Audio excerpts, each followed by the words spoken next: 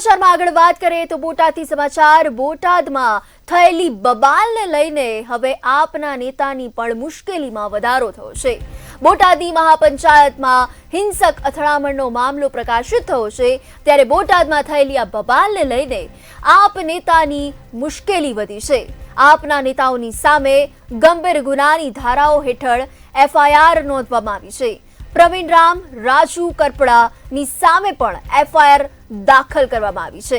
હત્યાનો પ્રયાસ, ષડયંત્ર, ગેરકાયદે મંડળીની ધારાઓ હેઠળ એફઆઈઆર નોંધાઈ છે ત્યારે હવે આપના નેતાઓની સામે મુશ્કેલીમાં વધારો થયો છે। બોટાદની મહાપંચાયતમાં જે હિંસક અથડામણનો મામલો પ્રકાશિત થયો હતો, બોટાદમાં થયેલી જે બબાલ થઈ હતી અને તેને લઈને હવે આપ નેતાની મુશ્કેલી વધી છે।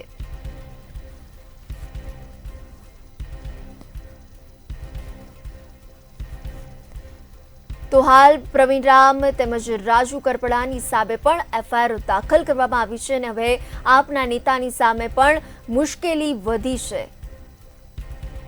હિંસક અથડામણનો મામલો જે પ્રકાશિત થયો હતો અને આ બબાલને પગલે હવે આમ આદમી પાર્ટીના નેતાની મુશ્કેલી વધી છે। 85 લોકોની સામે નામજોગ એફઆઈઆર દાખલ કરવામાં આવી છે ત્યારે આપના નેતાઓની સામે ગંભીર ગુનાની ધારાઓ હેઠળ એફઆઈઆર દાખલ કરવામાં આવી છે। આ બે નામ સામે આવ્યા છે, પ્રવીણ રામ અને રાજુ કરપડા। આ બંનેની સામે પણ એફઆઈઆર દાખલ કરવામાં આવી છે। હત્યાનો પ્રયાસ, ષડયંત્ર, ગેરકાયદે મંડળીની ધારાઓ આ તમામ હેઠળ એફઆઈઆર દાખલ કરવામાં આવી છે। જે હિંસક અથડામણનો મામલો પ્રકાશિત થયો હતો, જે બબાલ થઈ હતી અને તેને પગલે હવે આપના નેતાની મુશ્કેલીઓ વધી છે। ગંભીર ગુનાઓની ધારાઓ હેઠળ એફઆઈઆર દાખલ કરવામાં આવી છે। બે નામ જે સામે આવ્યા છે તે બંનેની સામે એફઆઈઆર દાખલ થઈ છે।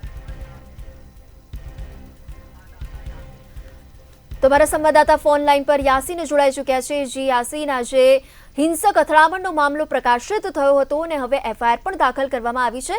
હાલ શું કાર્યવાહી કરાઈ રહી છે?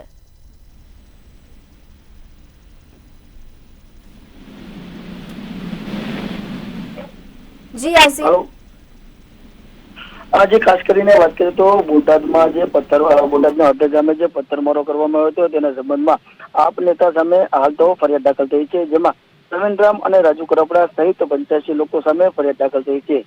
જી બિલકુલ, સમગ્ર માહિતી બદલ આભાર।